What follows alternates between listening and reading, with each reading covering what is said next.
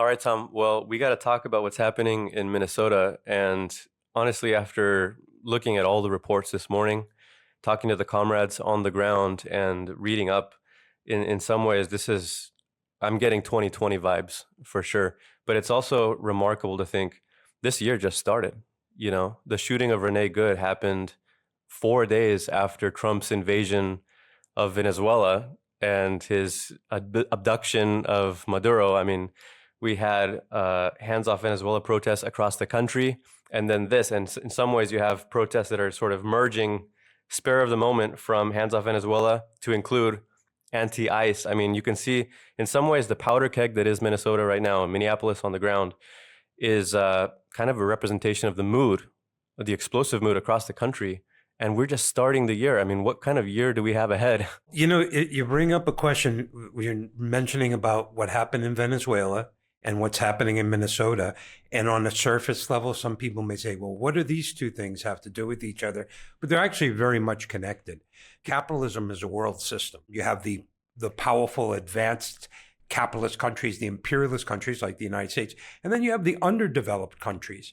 And those countries are poor, not because of their own fault, but because of imperialism. 838 million people live on less than $3 a day. This is the tremendous poverty, tremendously horrible situation facing the vast majority of humanity. Is there any wonder that people who are born and raised in the underdeveloped countries, in the countries that has imperialism on their neck, some of them try to come to the advanced capitalist countries to try to make a living? Hence, what you have is a situation of millions of refugees that are being called immigrants. But this is the connected to what's going on in Minneapolis right now. Yeah, absolutely. And we spent so much of last year talking about how U.S. imperialism in particular is a sinking ship. I mean, it's been in stagnation. It's been losing its position as the hegemon of the world. And really that decline is happening even more rapidly as time goes on. And so the number of atrocities that U.S. imperialism is inflicting on the world, it's actually going to intensify over time. As like a wounded animal, it's kind of lashing out erratically. It's clawing different parts of the world.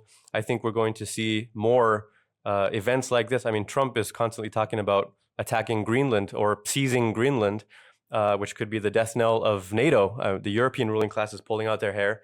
All of this is just to say we're starting out this year, 2026. We're going to talk about Minnesota, but we have a whole year ahead of us, and it's incredible the pace of events and what it's doing to mass consciousness. That being said, I'll say what we're seeing in Minnesota, in some ways, it's hard to find the words. We're seeing class politics start to come to the fore in a way that we have not seen in decades, in generations. And we'll start to develop this more, but the reports that we're getting on the ground, yes, it's a resistance against ICE and Trump's brutal deployment of these federal agents. But it's also, you're seeing the gears are turning and people are seeing this as a working class issue to be responded to with working class tactics. And they're concerned about the safety of their colleagues in the workplace. We've got some really, really inspiring anecdotes and stories that have been coming in that we'll review. But just to say, I mean, what kicked this all off was the murder of Renee Good. You saw the footage, I'm sure. Everybody, I mean, I remember learning a while ago that there was some New York Times reporters in the Oval Office sitting with Trump the day that this happened. And then he insisted that, both sides were acting bad and that she was trying to run over the ICE agent. They pulled out a laptop, looked at the footage, and there in the moment, Trump starts walking it back because the other reporters are like, everyone can see that her tires turn away. He wasn't in any danger. He shot her in cold blood. And then at the end, I mean, basically Trump's saying, I hate to see this, and just sort of walking it back. And, they're going to make mistakes sometimes. ICE is going to be too rough with somebody, or, they're dealing with rough people.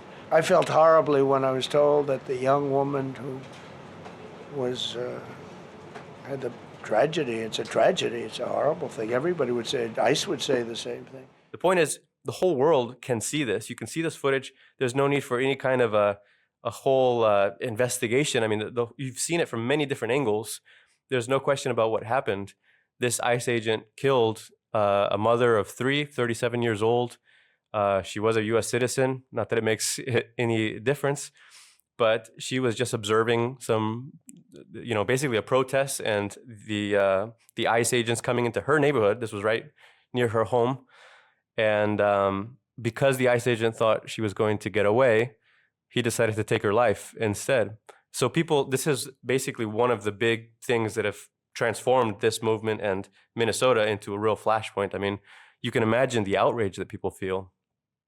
The capitalist propagandists, they say, well, you're innocent until proven guilty. One thing that makes America different is get your day in court.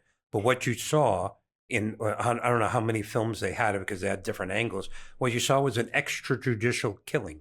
This person was killed. They weren't even arrested for anything, right? And it's a brutal aspect of the capitalist state.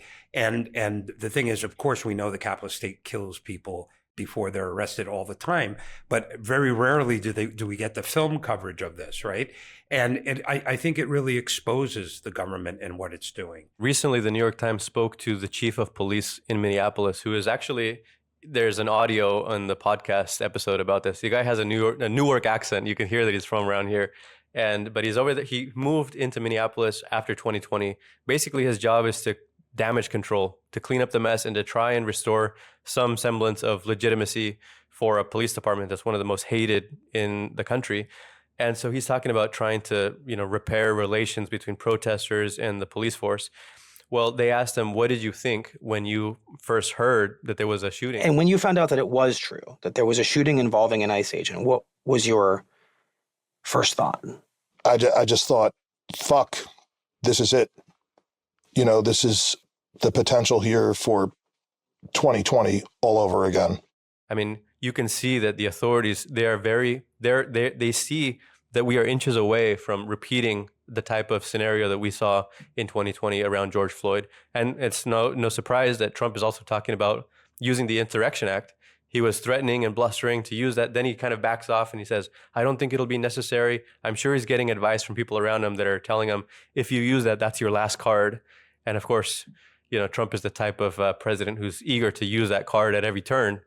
But, they are playing with fire. And I think the ruling class recognizes that. Over the weekend, he backed off verbally from using the Insurrection Act, but then they're supposedly mobilizing 1,500 regular army soldiers to deploy potentially. The problem with Trump is, obviously a lot of the actions of ICE are provocations, and the thing is I guess in his mind, he thinks he's going to provoke people into some sort of clash that allows him to use the Insurrection Act, bring in the troops and put everybody down. The problem that I don't know if he's realizing is that could, rather than settle things and calm things down, which is what I guess he thinks he's going to do, he could actually inflame the situation, not just inflame it in the Twin Cities, but inflame it nationally. This happened not far from where George Floyd was murdered less than 6 years ago. And people saw that footage on their screens as well. And the power of that footage and the power to elicit a human response, you're seeing someone's life being snuffed out. In this case, they're seeing this. And they're talking about different authorities going to investigate the circumstances. And the Trump administration is pushing for Renee Good to be investigated and her background and her widow, and to try and find connections to activist groups, as if that were to justify the way that she was murdered in cold blood, which is absurd. I've heard that there are some federal prosecutors that are actually resigning, at least 6 of them that resigned, right? Six prosecutors from the Department of Justice. This is the federal government. The 6 prosecutors resigned rather than investigate the victim. Yeah. They're not investigating the person who did the killing. They're investigating the victim. It's kind of like the fox complaining about the chickens, right? I mean, it's ridiculous. These are the people who pulled the trigger. These are the people who killed someone. Yeah. And in terms of the court of public opinion, I mean, ICE has really lost that battle. Everywhere they've gone, they've turned masses of people, including people who are not particularly political, people who have never gone to a protest in their lives, are now showing up, and they're feeling angry and they're getting activated, and it's happening workplace by workplace, neighborhood by neighborhood. I mean, this is a lot of middle-class people, working-class people pouring into the streets and trying to do something about it.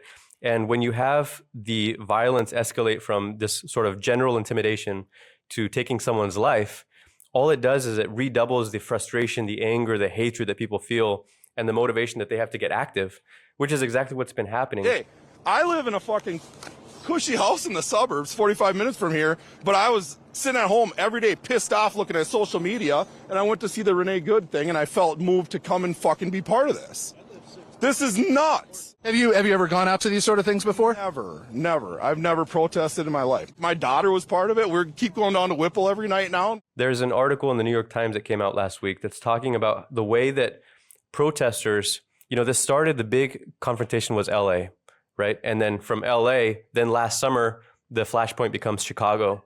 And now from Chicago to Minneapolis is definitely ground zero right now in terms of the cutting edge of the confrontation between ICE and the protest movement against it. But they're saying that in each of these instances, protesters have drawn conclusions. They've learned from the experience of the way this was handled in different cities. And basically what you've had developing is a network. They say it's a loose network of neighborhood volunteers, people that are patrolling and following ICE agents. They're filming them. They're warning people nearby. They're honking. In Chicago, where you were not long ago, they were talking about, I remember there was a slogan that sort of emerged and became universal of get loud, be loud, and form a crowd. And people handing out whistles everywhere. You had this general sort of awareness and a very politicized atmosphere of people wanting to respond. The creation of all kinds of group chats, signal chats, neighborhood group chats and associations, people sometimes forming clubs on their own block and then getting in touch with each other, exchanging contact info, social media groups like Facebook groups and so on. Even this article is talking about Catholic parishes. I mean, you have this upswell of organization that is a very widespread thing. In some ways, wider than the instances of this that we saw in 2020. I mean, the parallels keep coming back between what you saw in the Black Lives Matter movement, the massive response against George Floyd, because it was such a force of nature sort of uprising. It included so many people from every layer of society. But now what you're seeing is that it's basically taking off where the George Floyd movement left off. And it's happening on a higher level in terms of organization and class consciousness. There was one of it's quoted in this New York Times article. A lot of people, it says, who would normally not involve themselves in politics, but at the same time don't like what's happening in their community, says Sandra Trevino, a Chicago resident who works in sales but spends her weekends patrolling the city for immigration agents and texting her networks with updates. Think about this: it's a sales job, a worker with a normal job, a normal life, not particularly political, but on the weekends, she's policing the police and following them as part of these patrols, alerting local networks. And these groups have really been expanding. There was one comrade in Minneapolis who said on his own block, there's 3 different Signal chat groups. Why? Because Signal has an upper limit of 1,000 members. There's like several group chats for every single neighborhood. These rapid response chats, they have been just maxing out the amount of people that can be in a Signal chat. So you set up one for this neighborhood and 1,000 people enter it. You have to set up a second and a third. And it didn't just stop there. There started to be like a division of labor forming within these group chats. So there started becoming branches off of the main ones where, they're focusing on mutual aid. They're focusing on community patrols or postering or door knocking to spread the word. All of these different things. People are really coming into this movement and playing to their strengths, giving what they have to give. There are thousands of people in this single neighborhood trying to get involved, wanting to share information. And that's the way it's going. When they spot the presence of ICE or there's a report of ICE presence or an arrest, then people see it as a call to action. They're pouring out into the streets spontaneously wherever this is taking place. Minnesota residents are throwing snowballs. Yes, I said trailing them in their cars, honking their horns. This is something they learned from Chicago protesters last year. And the article's talking about, some analysts looking at this protest movement were saying they were wondering if after Renee Good's death, if that was going to put a tamper on things and make people less willing to come out and confront ICE agents, because now you realize you're risking your life. They said the absolute opposite is happening. People are enraged, and it's given all of this energy to the protest movement that these WhatsApp groups and Signal chats, they've just proliferated and they've become massive. It quotes a member of an immigrants' rights, one of the local organizations in Minneapolis, who said that on a regular week, her organization received dozens of emails a day from people asking how they could get involved. That was in the past. Now they're getting hundreds of emails every single day. And so anyway, I mean, this is just from one article, but it's a kind of explaining that what you're seeing is a politicized atmosphere that's drawing in the participation of a lot of people. And this is definitely confirmed by the reports that we've seen on the ground that we've been receiving from the comrades. What ICE has really faced is that any moment they go anywhere, they're immediately circled. They're surrounded by people. If they go from one neighborhood to another, the word of their movement spreads from group chat to group chat, and it notifies everybody. The most vulnerable coworkers and classmates are taken and hidden away to make sure that ICE can't take them. And people come out, they show up. Groups of people assemble spontaneously, very rapidly to respond to the threat of ICE.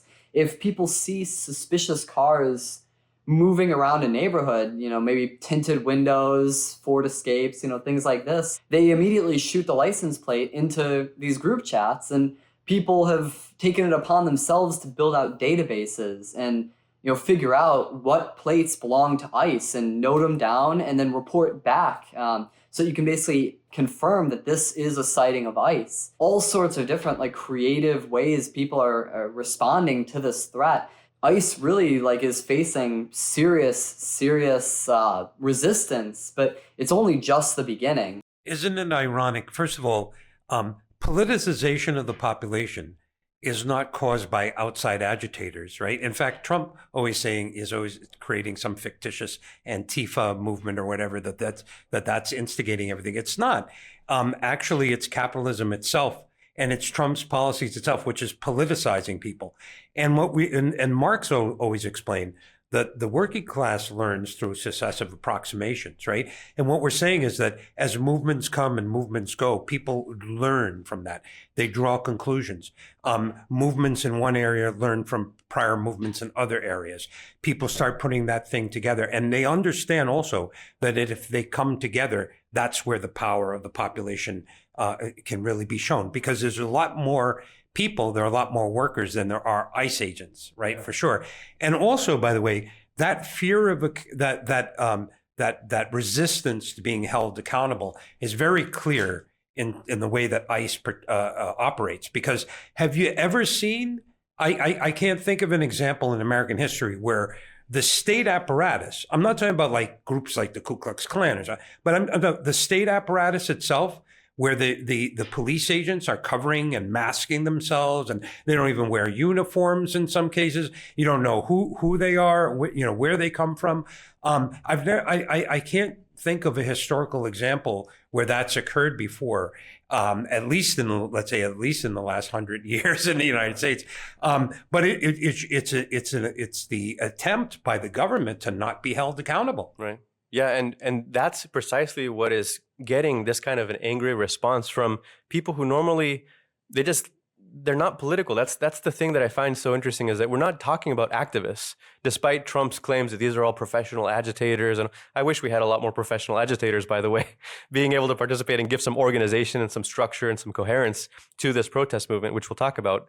But the point is, these are average working class people, and they see these federal agents barging into their workplaces, entering homes in some cases, pursuing arrest and detainment without warrants. I mean, don't think that each of these times that these brutal repressive tactics are being used, it's because they have a warrant and they're doing everything by the book. This is a free-for-all. And you can see that the whole apparatus of ICE and Department of Homeland Security that's pushing this, there's a lot of pressure coming from above to hit these quotas. And so it's everything goes. They're sweeping up people from schools. I mean, especially, and I think the fact that these attacks are coming into the workplaces and that they're targeting people is based on racial profiling. I mean, this is not, a lot of the times they're lining people up and they're demanding citizenship papers from people based on the way you look. There's no protection for anybody. I mean, this is why it's not just this natural slogan of an injury to one is an injury to all is becoming a very concrete reality, because people realize they're being under attack. People feel that Minneapolis is sort of like a war zone, an occupation zone, that the federal government is coming in. But what you're starting to see is precisely what you would expect, a response. not only a widespread discontent and a desire to get active and fight back, but people are really taking action and they are getting organized on a level that, like I said, I don't know when you could say the last time you've seen this level of embryonic organization, block by block. I mean, it's including thousands and thousands of people happening in a spontaneous way. There's no one providing systematic leadership. This is happening practically on its own. You know, we're getting a good history lesson right in front of our eyes, right? You know, all this propaganda that the capitalists spew out about, you know, all these wonderful democratic rights, and it comes from the Constitution and it comes from the courts and all that. We're actually seeing in front of our eyes that democratic rights are not given by the Constitution. They're not given by courts. They're not given by rulers. They're actually claimed by the movement of the masses. And when the masses fight, they can expand democratic rights or defend democratic rights. And when the masses are on the back foot, when the masses are retreating, then those democratic rights can be attacked and be taken away.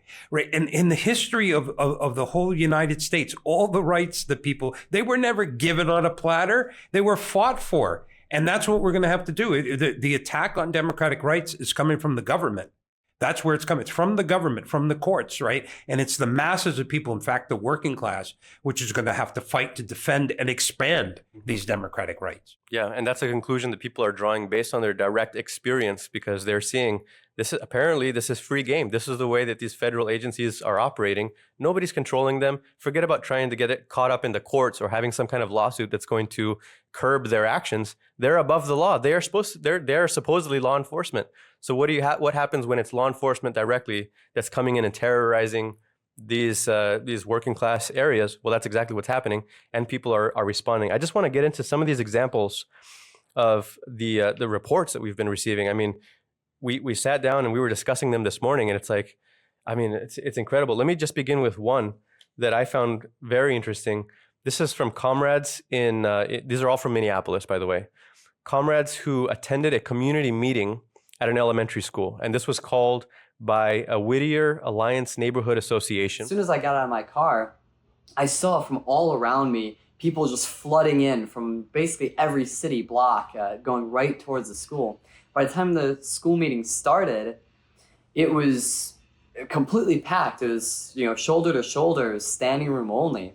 And as I went from room to room to get a view of the size of the meeting, I realized it wasn't just the cafeteria that was full. It was the library, it was the gymnasium, it was the hallways outside, it was the first floor as well. The entire school was completely and entirely packed with people. There were some speeches, but on the second half of the meeting, really, people came together and they started to look for their neighbors. You were fishing through seas of people to look for the people that lived closest to where you lived. And people were discussing, meeting face to face, setting up group chats, and figuring out really what they need to do to meet this threat. We talked to people from all across the meeting, probably 50 plus people, and there were all sorts of kind of really interesting discussion. Everybody we talked to in this meeting was absolutely fed up with the Democrats. We also talked about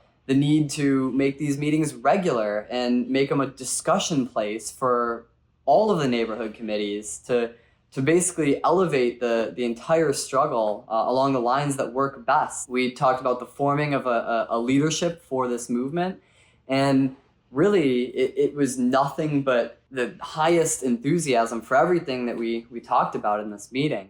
Some of the observations that the comrades made is, first of all, precisely what we were saying. George Floyd, 5 years ago, this movement is picking off right where that movement left off. Because we did see embryonic examples of neighborhood self-defense committees, neighborhood organization, people coming together, different mutual aid networks, people basically taking initiative on their own in a spontaneous way to organize in a scattered embryonic way. But now this is happening more systematically. They said that the idea of a general strike, which we'll talk about a little later, has a massive echo. And that's something that, we're not just talking about general strike and class war tactics as like some kind of radical fringe group. This is something that working class people in Minneapolis are asking for, demanding, are talking about, are excited about, and the labor leaders are kind of getting swept up. Like I said, I want to talk about that a little bit later, but what the comrades were saying at this meeting is we need to make these kinds of mass meetings regular. This should be happening on a citywide level. And yes, we should be organizing based on our neighborhood and in our workplaces, but we should be discussing the lessons of our experience so far, electing and designating democratic representatives of the neighborhoods, of the workplaces, and then you can centralize them, gather them together. And what you would have on a citywide level is a body that's representative of the working class of Minnesota. Now, whether or not the labor leaders get out ahead of this and provide any leadership is kind of a secondary point, because you would have a direct body that would represent the will and the aspirations and the outlook and the demands of the workers directly. Now we're talking about a level of organization that I think the movement is groping towards instinctively, but there's no one there to put that forward in a systematic way. I wish we had a few thousand people on the ground right now to put this forward, at every one of these meetings, because as this is happening, this is one of many meetings that is taking place. They're happening not just on a neighborhood community level, but also in workplaces. Yeah, people say we need action, and that's what we need to do is set up action committees in every neighborhood, every action committees in every workplace. Elect the delegate, and like you said, if you can get, let's say, not only a citywide, maybe a twin citywide, right? Yeah. All these workplaces and neighborhoods in the Twin Cities, and bring that body together. And that body can discuss, how can we take this movement forward? What should we do? How can we combine our forces? There are a lot more workers than there are ICE agents. What does Trump have there? He has 3,000 At the most, I think. At most 3,000. I think there's at least 2 million workers in Minneapolis, St. That's right. Paul area. And I think there's like 4 million people in the greater metro area in terms of people. So I don't think 3,000 ICE agents is going to be able to defeat that movement. That movement has more forces. But Malcolm X said, right? We're not outnumbered, but we're out-organized, right? So Absolutely. It's a question. It's good to have all those numbers, but that number has to be organized, and it has to be done in a democratic way. So it's great that we have a good start being made by some people in some areas, but that needs to be generalized. That needs to be expanded. Yeah, and talking about the numbers and the balance of forces on the ground, there have been protests in Minneapolis every single day since Renee Good was murdered. I mean, this thing has been building up. And of course, this is also a response to all the other frustration of all these other abuses by these federal agents on the ground. But now it's reaching this tipping point. But just to say, a few days after she was killed, on January 10th, they had a demonstration of 100,000 in Minneapolis, again, a city of 3 million. We're talking about a massive demonstration. And again, you're getting vibes. I mean, this kind of stuff hasn't happened on this scale and with this mood and under these circumstances since George Floyd, which also rocked Minneapolis before it spread to the rest of the country and the rest of the world. There's another report I want to talk about. This is from a comrade who works in a small restaurant in Minneapolis. This has deeply affected the restaurant industry in general because there are many immigrant workers in this industry, and many of them are not showing up to work because they feel unsafe, because their kids are not going to school as well. They're taking remote classes because ICE is not above targeting schools and targeting children. Now, for my workplace too, we have lost 2 staff members across the location so far. One of our baking staff was taken, and then one of the cooks from a different location was taken. Of course, the boss wants us to proceed as though it's business as usual as much as we possibly can. And I think that this is beginning to break down around us. A couple of weeks ago, a couple of ICE vehicles were spotted a few blocks north of our restaurant, and they were headed in our direction. And so quickly, all of my coworkers were brought into this struggle for the defense of the workplace. We were strategizing. We had locked the side door just to make sure that there was one point of entry, and somebody was over by the front door to make sure that it was only customers coming in and that we could lock the door at a moment's notice. One of them even created an impromptu barricade of chairs in a hallway leading to the back of house and decided to stand guard to make sure that nobody could get through. You can picture this. It's a small workplace. They're talking about everyone just springs into action. One worker has a bunch of whistles and is handing them out. Keep in mind, it's a restaurant during operating hours. So there's customers there eating their meals. They said the customers start talking to the workers and offering their help, giving them information. They're probably on group chats of their own. I mean, everyone just springs into action. And then they decide, we're going to make sure that our place is fortified. If this is happening in this area, we don't want these ICE officers coming in. So they start barricading the front doors. And meanwhile, the manager is starting to freak out, saying, "You guys can't do this." They want stability, they want business as usual. They said the workers just swept this, they dismissed the grievances of the manager and said, "No, we're taking this into our own hands." Which is, there's something, all of this was organic, it was spontaneous, it was unplanned, it just happened. But it shows you this is class independence in action. In fact, it's kind of an embryonic striving towards workers' control. They're saying the question of our safety, defending this place and determining whether those ICE agents are going to come in that door and start roughing all of us up or not, is up to us. We're the ones that are going to determine whether that happens or not. And it's not the bosses. And this kind of conversation, this isn't just one isolated incident. That's the thing, that the more you're reading these reports, you're realizing these scenes are happening at other restaurants, other workplaces, other businesses all across Minneapolis. And I'm really, it's not an exaggeration to say that this is what it looks like when you have the beginnings of class politics start roaring forward, because people realize, I mean, I'll also just say this was another point that it made in this New York Times article. One of these protesters in Los Angeles, who's then been watching as the movement's been developing in Chicago and now in Minneapolis, says, what's interesting about this moment is it's your employee you're protecting, or your kid's teacher you're protecting, or the street vendor you buy tacos from once a month. That feels very personal. But the point is, like, more and more, this is actually workers protecting their coworkers and realizing that this question of ICE, it's not just an alien political question of how you feel about Trump and his policies on immigration. People see this as a workplace safety issue, much like they did with COVID, actually. If you remember, there was a lot of clashes between workers and management and bosses over what measures they were going to take to keep workers safe. And workers realized that management only cares about making a profit, so we can't trust them to take the measures necessary. The same thing is happening. The same conversations, the same conclusions are being drawn when it comes to ICE. Those examples show that, one of the ways that capitalism maintains itself is the habit of thought, right? That people defer to people in authority, like the manager or whatever. But once conditions change and it changes people's behavior, they start to get a taste that things don't have to be the way they are. We don't have to listen to the manager. In fact, maybe we shouldn't. And then if we take things into our own hands, we can do things better, right? That gives people a taste of what a new society, the idea of what a new society could look like.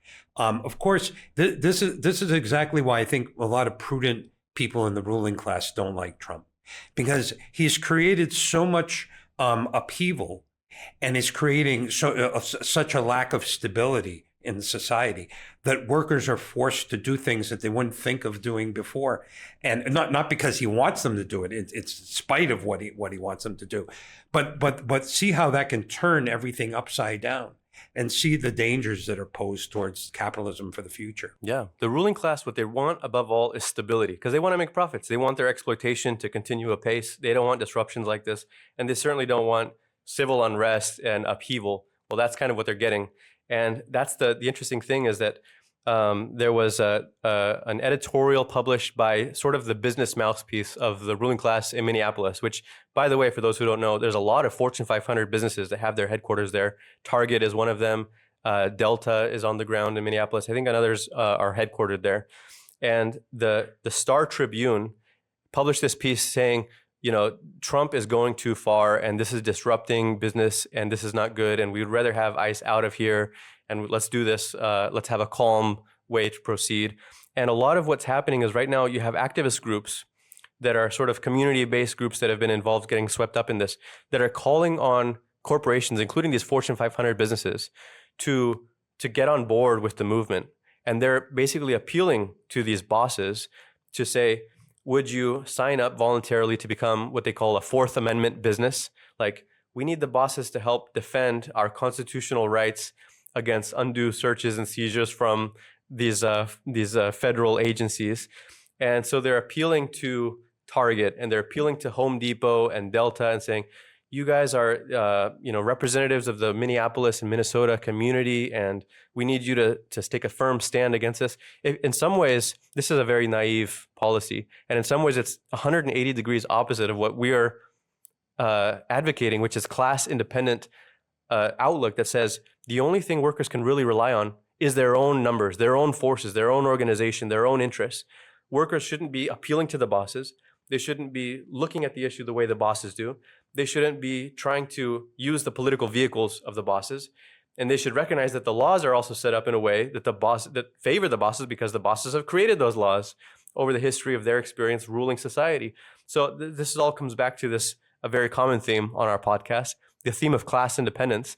And I think that people are starting to realize, again, through their direct experience, the need for workers to rely exclusively on other workers, and our strength in numbers, our strength as workers, as having, our ability to paralyze production and to paralyze the economy.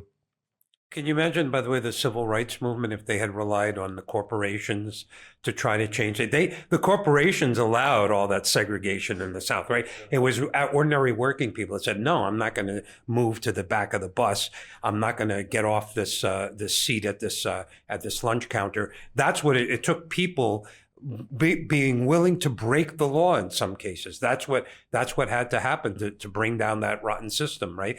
And it's the same thing here. It's the working class that can defend the rights of its coworkers. It's not going to be writing a letter to the CEO of Target or whatever company that they're going to somehow intervene and help. Yeah, they're also calling, a lot of these activists are also calling on, call your Congress representative and tell them that in the next budget, not to include funding for ICE. And all of this is appeals to the ruling institutions, as if that has provided any defense whatsoever when it comes to any of this repressive role played by these agencies. But I just want to include here another report that we got from, these comrades have been very busy on the ground in Minneapolis. One of them went to an in-person meeting of a local signal group. So it's not just these group chats like you're hearing from your neighbors but you never see them in person. A lot of them, they're like, okay, let's meet at this time, at this location, and then they'll discuss their plans. And they start breaking up into, they have mutual aid sort of initiatives that they want to take.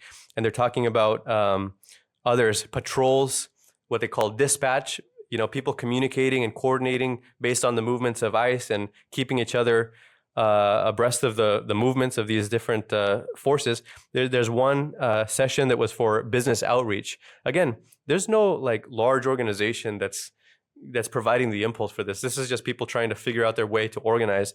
And so the comrade's describing these meetings, they're talking, and the comrade says, for this business outreach session, how about instead of talking to the bosses and the corporations, the business level executives of Target and Home Depot, talk to the workers and start sharing precisely this experience that I just referred to earlier of the comrades in the workplace, talking to their coworkers, saying, you're going to get a much better response if you appeal directly to the workers to use their own initiative to organize themselves and to form their own protocol, their own plan of contingency, what they're going to do in the event of ICE showing up at their workplace. And the comrade was describing getting a very warm reception to this idea.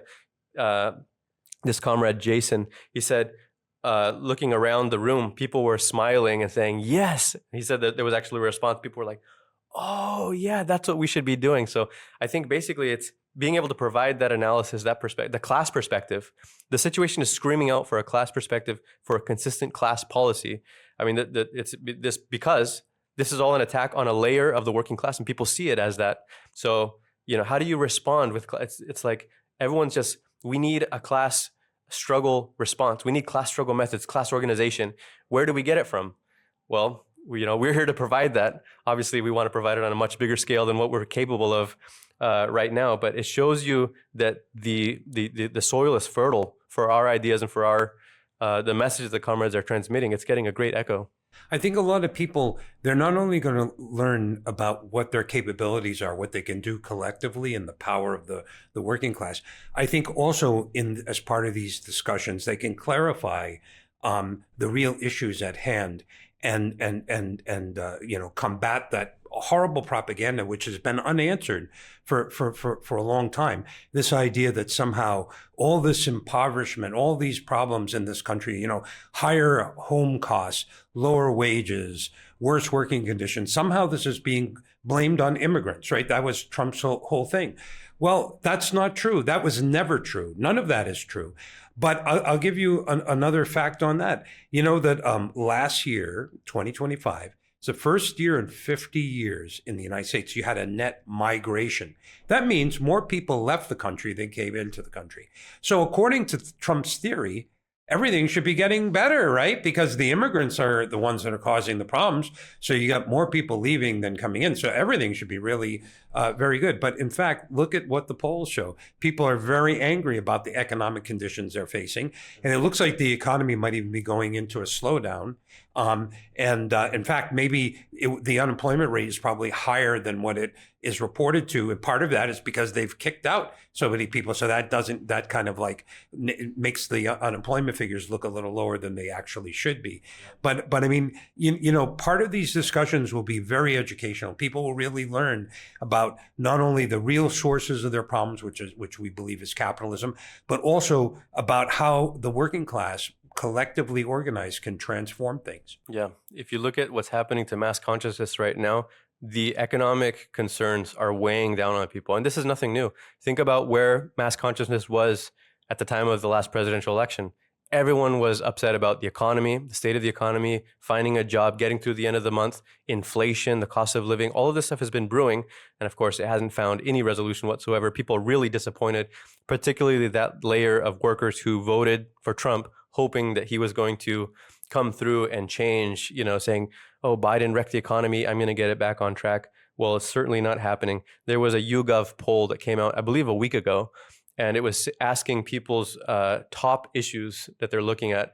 And I think around 50% said things related to the economy. The number one issue was on inflation. Second was jobs and the general state of the economy. Then they're talking about healthcare. I mean, these are the things, your health insurance bills, whether you're going to have coverage. The health insurance premiums are spiking across the country. People are worried about this.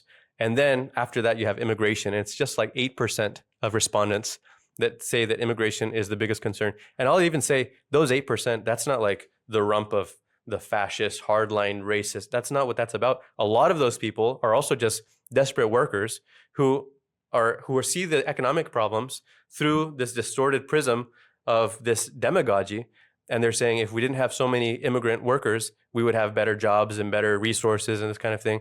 And so they're falling for that. So if you think about it, all of this put together, the overwhelming, screaming concern of the working class in this country and of the general population is the economy is not going well. The working class is suffering.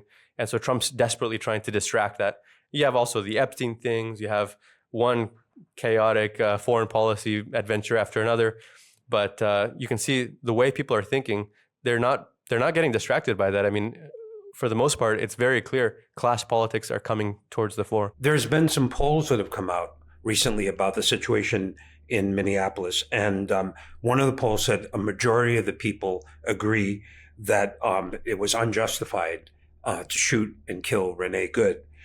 In addition to that, a plurality of people are saying that ICE is making people less safe. And that I think 46% of the population believes that they should abolish ICE. So these are numbers that are exposing ICE and that it's not a tool that's going to help people live a better life, but it's a vicious, oppressive attack dog on the population. And if 46% are saying it should be abolished, we can imagine in a few days those numbers are probably going to go up even further. The response so far has been very clear. It's one of defiance and anger. There's a fearlessness. It's not that people are running and cowering. They've seen these atrocities, and they're not running away from it. They're running toward it. I mean, literally, they spot the ICE vehicles and they swarm it. I mean, it's incredible. It's heroism, but it also shows the balance of forces isn't one where people are afraid. They're actually going on the offensive. And the question is how the movement can proceed in a way that it harnesses this massive upsurge of energy that's being generated towards a transformation of society. Before we get to that, and I want to talk about this, the talk of a general strike on the ground, just one more of these reports. There's actually several more, but just one more I wanted to mention was, comrades on the ground in Minneapolis, they're not just having meetings and discussions. Like I said, they've been running around. They've been very active. And after a couple employees were targeted, were detained at a Target, these are immigrant workers that were arrested by ICE. So our comrades, they mobilized themselves and they went to the Target to talk to the workers there, talk to the coworkers about what had happened, about the idea of self-organization in the workplace. And then they started going to other workplaces nearby. So there was a Subway and a Chipotle and a coffee shop, and they went to the Home Depot, and they're talking to the workers in all these places. which I thought was a great initiative. But not only that, they said by the time they had got to these businesses, which is immediately after this, the news is spreading and you have all these signals and the group chats talking about the news, they said there had already been rapid response groups from the local spontaneous volunteers that had been there talking to people, handing out whistles. I mean, the level of organization without any kind of lead is just, it's ubiquitous. It's happening everywhere. It's incredible. All of this begs the question is, what about a general strike? I mean, people are talking about a general strike. That would be the logical conclusion. We have been out there organizing in these committees wherever we can, trying to help out. We've also been raising the ideas that the movement needs most. We've been calling for a general strike to kick ICE out. I think that call really has been taken up more or less organically. There was this organic call for a day of action, basically calling for a economic stoppage for a single day. Avoid working if you can, avoid spending money, things like that. But across the whole city, people were calling really for a general strike. Rank and file members of unions you'd talk to in the streets, people you'd talk to in the protests, calling not just for a single day of action, but a full-on citywide strike that would shut down everything. People have been really putting serious pressure on the AFL and a bunch of other unions. Now, dozens of unions have signed on to this action on the 23rd. Most of them are not necessarily calling to strike, but you can see how they're being pushed further and further by the movement. You have this kind of atmosphere. You have this massive desire to fight back and take action. I mean, you have the perfect mood. If anything, to talk about a general strike right now, it lands better than it has for generations. I mean, in some ways, I think the way people are talking about a general strike in Minneapolis is something you haven't seen in an American city since like 80 years ago. The last time would have been probably the Oakland general strike at the end of World War II. But they're not exactly the unions. I think we should clarify something. Are the unions in Minneapolis actually calling for a general strike? Well, apparently on January 23rd, right, they're calling for this day of action, right? And they're urging people to come out and support these demonstrations. And I think they're asking people to call in sick or to leave their job or to not try to get the day off or whatever. But it's not actually calling people to go on strike and to actually organize a general strike, which is what should be done. Now, it is a positive thing that there is going to be a day of action on the 23rd. We support that. We want everyone to go out. We want to see massive participation. But it's not what the unions really should be doing. They should, if they're going to really flex the power of the working class, they should be actually telling the working class what we need to do is shut this city down. Because nothing is manufactured in this country without a worker. No service is provided without a worker. Nothing is transported, whether people or things, without a worker. The working class, right, as Ted Grant said, right, it's the kind permission of the working class that allows everything to function. So if the working class in the United States, right, took a major metropolitan area like Minneapolis, St. Paul, and said, we are going to call a general strike. We're going to organize a general strike, not just of union workers. We're calling on non-union workers. They can use it as a way, by the way, to organize more people into the labor movement. If they took such an action, it would make a national splash. And by the way, they could also appeal to the rest of the country. Join us, because this is not a Minnesota problem or a Minneapolis problem per se. This is a national problem. The attacks of Trump, the attacks of ICE are not strictly to that particular city, but they're a national problem, and the working class needs to respond nationally. You can just imagine if they actually took this action seriously and they gave it the proper organization and they brought Minneapolis to a halt through actual strike action, the impetus that would create to spread and replicate this across the country. You could see people would start to organize the same kind of thing in Chicago. By the way, Chicago, you still have these signal chats and group chats and all of these response networks. Apparently, in the last few days or the last month, they've gotten quiet. The actions and the repression in Chicago has slowed down because Minneapolis has become the center of focus. But the point is, if you want to really take on what amounts to the federal agencies, this is being sent by the federal government, you can't do it city by city. You can't do it as isolated, and you certainly can't do it neighborhood by neighborhood or as individuals or just relying on spontaneity. You need the entire working class involved. Now, I think it's to the credit of the labor movement, that they're responding in some way, because you're talking about labor leaders and an apparatus of unions with a leadership that has been dormant for decades. I mean, they've been in sort of a coma state. They don't do anything. They don't say anything. Their press conferences are very boring. They never frame anything as a working class issue.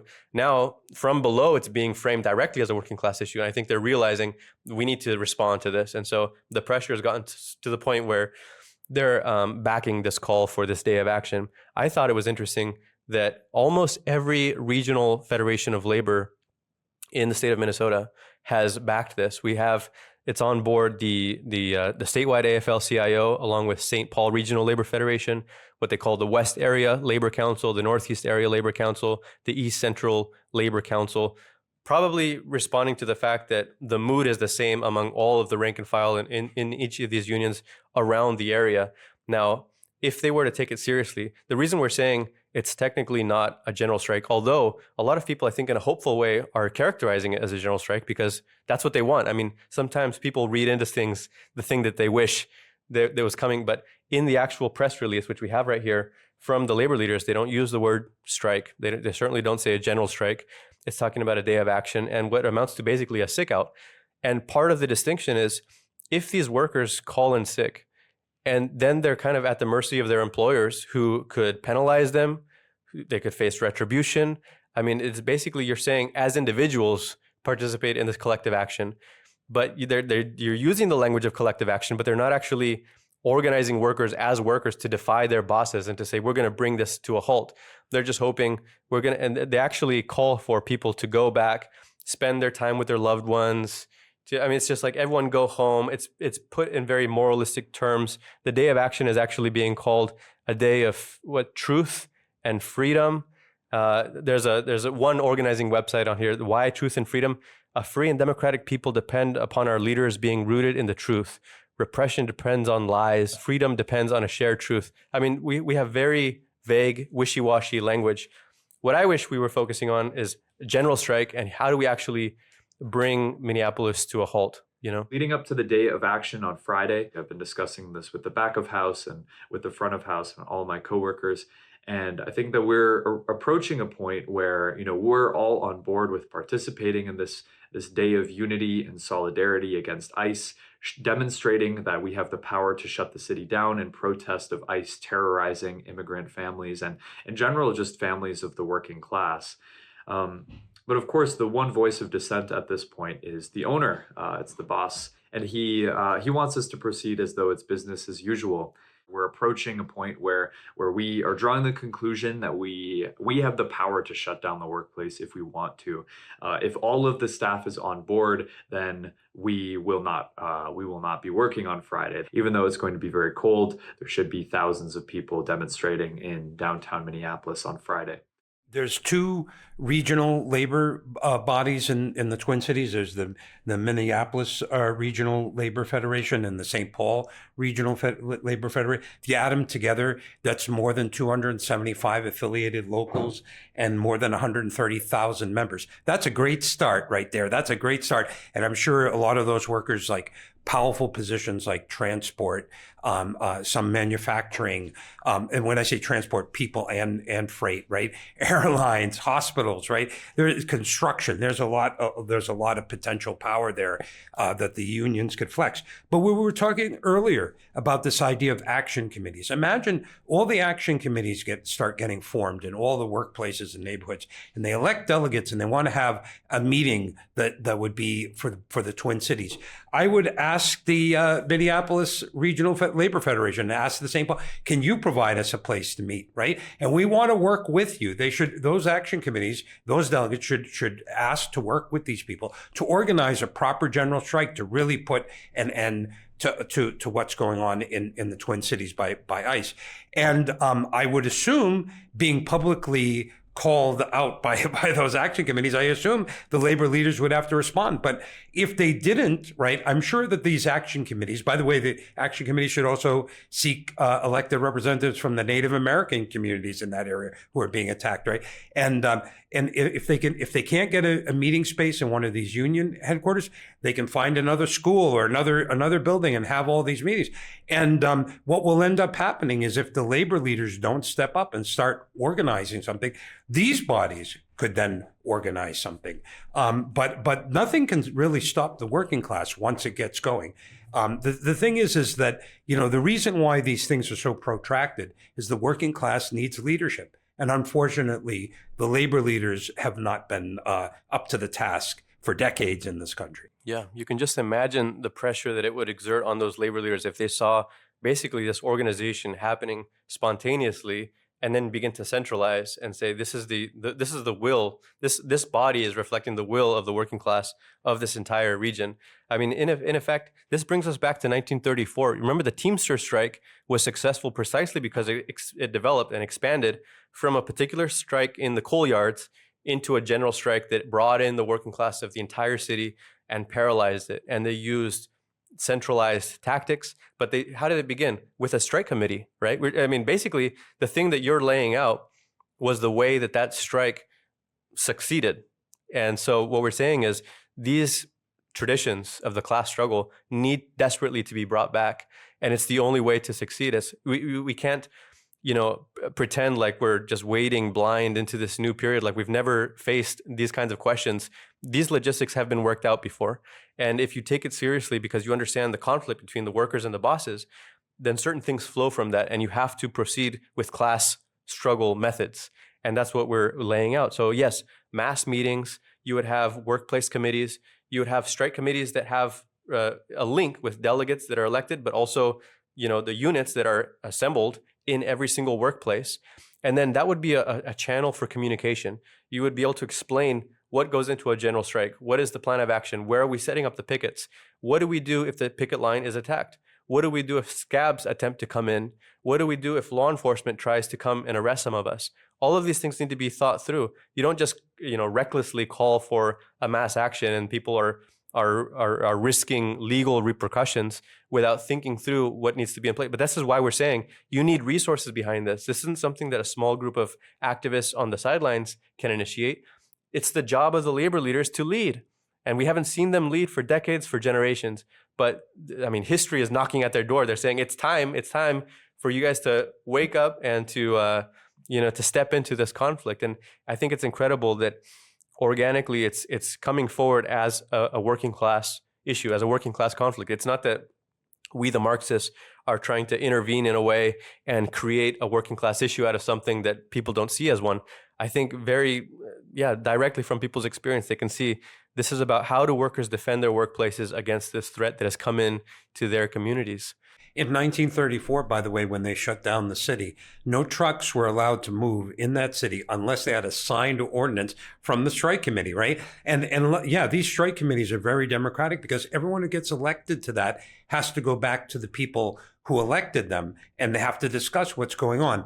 Everybody's involved in decision-making on some level, right? It's not just a top-down hidden negotiation and then they bring the result to people and say, well, you got to take this because this is the best deal on offer. This is what happens over and over in labor. That's not democratic. What's democratic is to involve the population and say, what do you want to do? What are you willing to do in order to get these goals? Mm-hmm. Another brilliant innovation that I remember from 1934 was they came up with these flying pickets that when you had scab trucks that were trying to take loads of the coal and deliver them, you would basically run them down with these mobile squads that would block off and basically stop them on the highway and then have a chat and try to appeal to them and win them over. And if they couldn't win them over, then they would kind of swarm them and dump the load of coal. And that was a way of actually paralyzing the actual distribution. They used creative techniques to make sure that the goal of the strike, what makes the strike effective? The basic mechanism, you're paralyzing production. If we're not talking about paralyzing production and distribution and halting the flow of profits, what are we really trying to do here? And so when you take that as your starting point and say, we need tactics that are going to make this effective and we need to make sure that it works. I mean, these flying pickets make you kind of think of these patrol squads that are being, devised in a spontaneous way to go and tail these patrols of ICE. I mean, they're already coming up with creative ways to respond to the situation. What's needed is we got to centralize this, and this has to be organized on a way that you just cannot do if you're going group by group. One thing to remember too is that happened in 1934. Now, of course, nowadays with television, with modern communication, social media, the way things are. Imagine if there was that committee, that action committee that would be organized across the Twin Cities. Imagine something, just the setup of such a thing. See, the pictures of those, let's say, couple of thousand or how many, 5,000, 10,000, whatever delegates coming together to discuss. Just that alone would have reverberations around the country. In fact, it would actually have reverberations around the world, I think things would quickly spread to other cities. I think my guess would be even Trump would get nervous. They probably wouldn't even have to go through with the general strike. I think he would if he actually saw such a thing take place, I think they would start heading for the hills. Yeah, well, remember, not this most recent government shutdown, but the one before, was it in 2019? You had the leader of the flight attendants union, Sarah Nelson, calling for a general strike. And then suddenly, this movement starts to escalate. You have these sick outs. The air traffic controller starts to get understaffed, and then Trump backs off. I mean, the intervention of the working class made all the difference. You can just imagine what it would mean if you had a serious working class organized response. I mean, it would turn the tables. One thing to say is, technically, we're talking about something that the bosses have made illegal. The last time this happened was end of World War II, right? The 1945, 1946 general strikes that we saw on the West Coast and throughout some of the other industrial. There was a couple cities like Bridgeport. I mean, this was a high point of the labor movement. And because they were so successful, what made it successful? Workers acting in solidarity with each other. You had solidarity strikes. And so it wasn't restricted to the terms of the contract that you have with your employer. And then you have all these no strike clauses. And you're restricted to that. No, they're saying if there's an attack by those employers on their workers on this yard over here, then that affects us, and we're all going to come out together. And if they're going to retaliate against them, then all of the bosses are going to pay the price for that retaliation. And you put it in class terms, that makes the working class so strong, so powerful that it forces the bosses to back off. There's nothing else that they can do, because we're talking about using the power of the working class systematically through solidarity strikes. Now, Taft-Hartley was this law that they passed at the end of World War II to make that illegal. So, big surprise, the bosses make it illegal to have a successful strike. And then the labor leaders roll over and play dead and say, sorry, can't do that anymore. It's illegal. Well, there was once a time when all unions were illegal, when it was illegal to even have a strike. To collectively bargain was illegal, before the laws had to change to adapt to reflect reality once it was imposed from below on the bosses, which is exactly what we're saying. This needs to be done today. That's right. And by the way, how many of these labor leaders, right, they never even call for the repeal of the Taft-Hartley law. They don't tell people that it exists and that it should be repealed. But how many of them back capitalist politicians, mostly Democrats, occasionally some Republicans, and where are their positions on this? Right, when the Democrats controlled Congress, did they repeal Taft-Hartley? Did they even try to repeal? They did not. Right. So the thing is this has to be a call of the labor movement to repeal Taft-Hartley, but we're not going to wait till it's repealed, because the forces of labor, if it comes out, it can make it a dead letter, basically. Right. The working class can shut down production. Doesn't matter whether it's illegal or not. And the thing is if the capitalists are going to push to enforce it, then they say, well, we're not going back to work until you, accede to our demands. And that includes not enforcing Taft-Hartley. Yeah, you raise a good point about the role of the Democrats in this, because Minneapolis they have a Democrat mayor, Frey, and they have also a Democrat governor, Tim Walz, who was the VP candidate under Kamala Harris. What role have they played? I mean, Walz called in all the repression that we saw in 2020 against these mass demonstrations on the streets of Minneapolis. That was called in by Walz. And he's mobilized the National Guard today again as well. I don't think they've actually pulled the trigger to deploy them, but he has them on standby. He's the one that's saying, we need to get this under control. And they're shaking, looking at the prospects for another 2020 scenario. Mayor Frey has come out with a press conference, all of this bluster and talk about we're going to get ICE out of Minnesota, trying to get on the side of the protest. This is the way the Democrats operate. They always try to get on the side of the protest so that they can then have it in controlled channels. But what is he actually saying? We don't need to, let's not take the bait. Let's not have high tensions. Everyone, we need you to go home. I mean, that's the message that he's putting out there. So I think this is an important part also. If we're saying this is a working class movement, we want class independent methods, class organization, this has to extend to the political level, because when we're saying we want to fight against Trump, does that mean we want the Democrats back in? Absolutely not. And if that is ambiguous to people, then it's actually going to cut across. That's another way of dividing the movement. What we should be saying is, not only do we need our labor leaders to step forward and provide a lead in strike action against ICE to get ICE out of here, we need our labor leaders to use the resources of the labor movement for an independent political force to break from the Democrats, to stop supporting these campaigns, to stop throwing away member dues towards this party of the ruling class, and actually run. I mean, look, the midterms are coming up. What if we had labor candidates saying, I'm representing the anti-ICE movement on the ground, I'm representing the general strike that we just had, and I'm running for Congress for a workers' independent party? Again, a move like that would just spread like wildfire across the country, because the working class is looking for this. The Democrats, their popularity isn't shooting forward. People hate Trump. They're frustrated. They don't see an alternative. But the Democrats' ratings are in the toilet as well, and for good reason. People don't want that. That's not the alternative. That's just another side of the status quo. And so it's very important at this moment, for this movement against ICE to not allow itself to be confused with the Democratic Party, to not let the liberal establishment get its claws into it. I mean, look at these the No Kings protests. They've been so docile, and they've made it out to be like this big street festival. Really what they show is, you scratch the surface, there's a huge desire to act.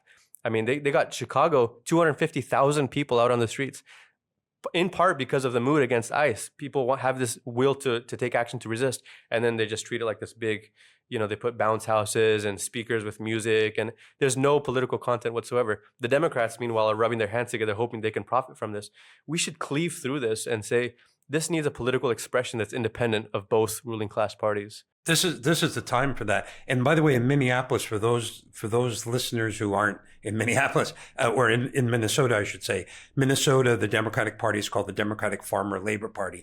The only reason it's called that, right? It's the Democratic Party. There was a Farmer Labor Party in the 20s and 30s, and unfortunately, the leadership merged it into the Democrats and destroyed any hope of building an independent workers' party. But what we need is an independent workers' party, and there's no time like now to form that. Absolutely. The labor movement could field 435 independent worker candidates for the House, workers candidates on a workers' wage to build a workers' party, to repeal Taft-Hartley, for free healthcare, and et cetera, and end to this ICE repression, and to fight the struggle for a workers' government. If that was the platform, it would do very well in the coming election, because people are angry and hate both parties. Yeah, the mood in 2026 is it's screaming out for that kind of a class independent response, and that kind of if people had that option on the ballot, you can just imagine the impact that it would make. One more thing to point out before we wrap up is just, what does this say about the state, the mood in society, but also the balance of forces when it comes to the question of like fascism and people's democratic rights, and the question of a dictatorship? If you remember, before the election and shortly after, there was a lot of the headlines about Project 2025, and the Democrats also, as a party, used this line of argument about, this is an attack on our democratic rights, and this is an authoritarian danger to the Constitution, and we're basically, the country is slipping into fascism. What we've pointed out is that fascism is the response, basically, of a counter-revolution that the ruling class will resort to when they're threatened with losing everything. We're not at that stage yet, and the fact is, the real battles, the real conflicts, the real test has not even happened. I mean, we're, in some ways, the calm before the storm is still where we're at, and the fact that so many people sympathize with undocumented workers and are willing to come out and risk themselves in confrontations with ICE and willing to take action, that's one side of it. But in Minneapolis recently, was it just last weekend, that you had this far-right activist? I don't know if he's self-described fascist or not, Jake Lang, who I have never heard of, but somebody who goes out there saying he was going to have a pro-ICE march anti-immigrant, anti-Somali march. And he brought a very pathetic crowd of a couple dozen people. They were apparently swarmed by thousands. And I mean, he was like visibly terrified, getting pelted with snowballs. And someone actually had to rescue him to keep him from, I don't know what the crowd would have done to him. But the point is, this shows you like you actually have a fascist demonstration or a far right, an attempt to show a public sign of support for ICE and for this repression. The balance of forces just crushes it. I mean, there's no sympathy for this. And what does that tell you about the mood in society and the potential? I mean, really, there's a massive political vacuum that's waiting for structure, for leadership, for it's like you have this steam, you need the piston box. You know, you have all of this potential for basically what we're talking about is a revolutionary movement, a class struggle mass movement across the country. Because as we've said, this would spread to Chicago, it would spread to New York City. The mood is the same. It's not something specific to Minneapolis or to the clashes we've seen with ICE in Portland or other cities. This is everywhere. And so anyway, I think that's a point that we should make, is that we don't need to fear fascism or a dictatorship. Really, Trumpism is falling apart. He's worried about the result he's going to get in the midterms. What we should be worried about is how to create the alternative and how to build up our forces fast enough, prominently enough, make sure our political message is very clear at this time when the objective situation is screaming out for clarity and people are saying, give us answers, how do we proceed? Because that's the common thread of these reports that we're getting from Minneapolis, is that right now, if we had several thousand people to deploy, and I wish we were there, we have a lot of excellent cadres that we've been developing. Our forces are growing. We have recruits that are being reported every day on the ground in Minneapolis. It's going very well. But if we had bigger forces, then the work that we would be doing would be on a totally different level. And we would be systematically putting forward this program of class struggle action in the labor movement, in the workplaces, on every campus, and spearheading its organization in every neighborhood, on every block, in every building. Yeah, I'm gonna repeat what Malcolm X said. We're not outnumbered, we're out organized, and that's the working class has the power easily to push back Trump if it's properly organized. But in order to be properly organized, you need a leadership. The leadership that exists right now for the working class is not up to the task. They're not. They tail end the Democrats. They tail end a wing of the capitalist class, which is the class enemy. They're tail ending the class enemy. The working class needs a new leadership. That's what the RCA is trying to build, a new leadership. And I absolutely agree with you. I think if we had, significantly larger numbers, this could play out in a very different way. We would help facilitate these action committees. I mean, the action committees, they've already started on some level. It's moving forward to some degree, but it really needs a leadership that's going to direct it in the right channel to win. Which is, by the way, the lesson also from the 1934 Teamster strike. They did have a leadership. That's why it was successful. It was, again, a modest force, but they had that leadership. That's why things turned out the way it did in 1934. Yeah, well, this brings us to what the Revolutionary Communists of America are building across the country right now. And I mean, tirelessly. This is, it's freezing right now in New York City. It's even colder in Minneapolis, I'm sure. And in this frigid, sub-freezing weather, they've had these massive demonstrations of 100,000. This year is just getting started, and I can't wait to see what other events and what other opportunities we have to connect with the mood, to put our ideas forward, and to grow our forces.